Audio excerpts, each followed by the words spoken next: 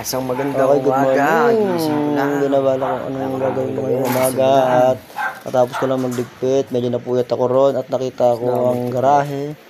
Mayroon akong dalawang sasakyan at ilalabas ko. Bala ko sana maglaba para maging maluwag at papainitin ko isang motor kasi nakatambak. Okay. Napagpasyahan ko na rin palang mamalengke upang may ulamin kami ni Commander ngayon darating na tanghalian. At pagkatapos, ilalabas ko muna ang aking motor upang makaluwag dahil may plano ako maglaba ngayong umaga. Pero unahin ko muna ang pamalengke. Pero ang hirap din ito kasi ang hirap din ilabas dahil medyo maskip ang aking terrace. Okay. Kasi itong hamon araw-araw sa buhay kung paano makondisyon ng utak simula pa lang sa paglabas pa lang ng bahay.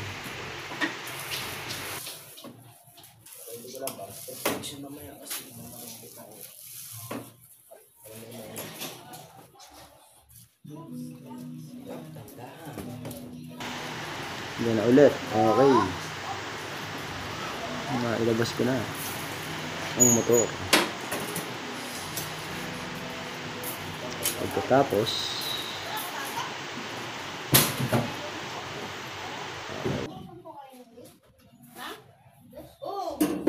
Meron pa? Kahit ilan lang. Ay bibigyan ako sa baba. Yung mga asladilin. Mamaya pa sa hapon. Kahit mamaya na sa hapon. ang ingay ng mga marate sa paligid namin. Pero ibig sabihin yan, sige-sige ng magandang kapaligiran. Noon, anyway, mamalengke tayo para may pananghalian tayo. Nag-almasan na rin naman siguro. Basta tayo mga guys.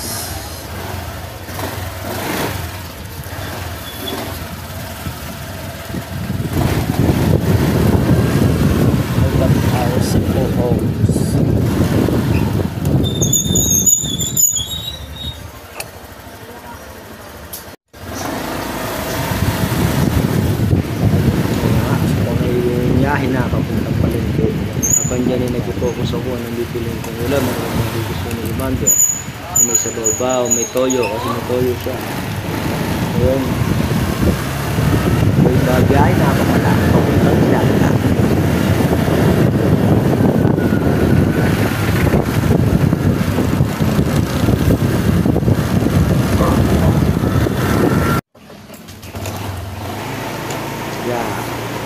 Ito ang aming lugar palabas. Tinatawag ng 13 bago mag-14. Ayan na. Lumabas ka dyan. May madadalaw yung pabilog. Tinatawag sa aming circle. Pag hindi ka alam, hindi ka lalagyan. Kaya kailangan. Uwis mo ang program.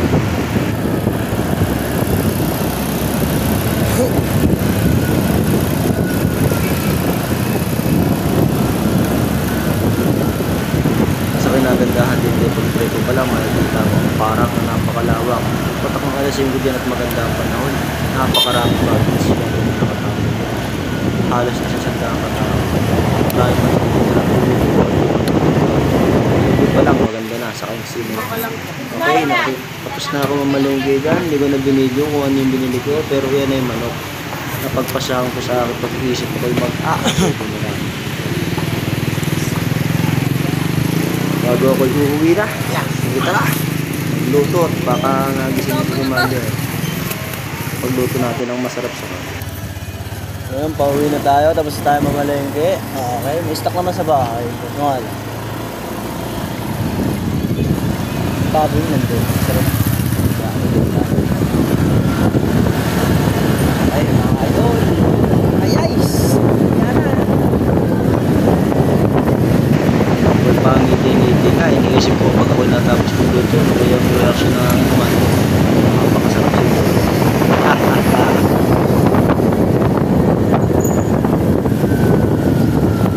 Like yun eh. Maganda nun. Wala, may nakita na naman akong magandang damit at ako nakakita na naman ang focus na nag-aanap. Yun nga, nakakita na naman ako ng sa may ukay. Ay, nakoy napaling mo, nakaganda. Kaso pagtingin ko damage, kaya hindi ko na lang kinuha. Ako dumiretso na po. Kaya hilig-hilig ko kayo sa mga segunda sa vintage. Damit na malupit.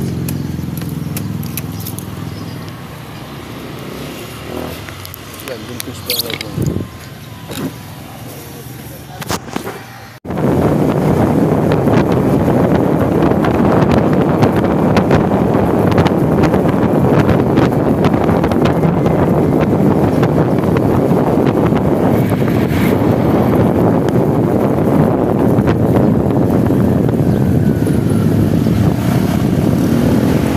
Dito nga, papasok ko rito parang may kamote ako nakasabay. Parang luko-luko mag-ride, parang first time lang ata ng isang motor. Ayan, umu-overtake. Tatama mo sana sa 800. Tularan. Kamote. Yan, pinaliwala ako na lamang. Ano tayo na paano. Diretso tayo pa uwi. Ito yung mission sa pagluluto.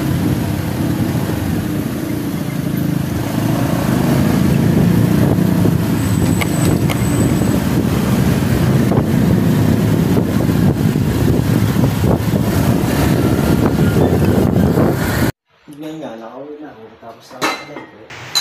Yun, nakauwi na nga ako. Prepare na ako pang sa akin mga gagawin. Ang gagawin ko una ay magsasahing syempre. At malinis sa kaldero, nilinis mo yan. Kasi na kayo sa aming dirty kitchen. Ito kami lutuan. Ay dalawang maliit lang. Pero solid dyan. Kasi affordable siya. Maubos man yung isa, may isa ka pa. Ayaw mong itakbo yung isa. Hindi porket sa may kalan. Pag naubos, dalawa agad. Diba? Okay, nagsalang na ako ng kanin. Nagdidinamihan ko mga dalawang takal. At yan, umiiyak-iyak pa ako din. Wala, artista na talaga ako. Grabe. Hindi ko matanggap. Ito pala pakiramdam ng emotional. Kapag naghihiwa ka ng sibuyas, sakit sa mata. Grabe. Okay, ginis ako na muna ang bawang sibuyas. Nagsisimula na tayo. Okay. At habang nagkasaing ako yan, isinabay ko na igisa, sangkot siya ang manok. Breast part yan. Pinili ko lang sa kapakpak.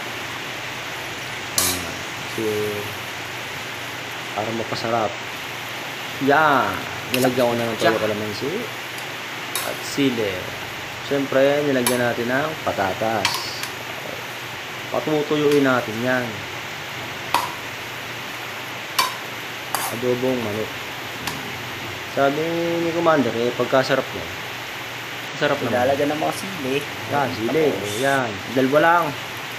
Medyo mahina tayo sa sili. Yan. Tapos pakukuluin na lang natin. Alright. Boom. Yan. Patutuyin na lang. At pagkatapos, hain na. Kakain na. Pagkatapos kumain namin ni Commander, ayun. Nakinig na ulit ako ng horror story. Pinibkero naman.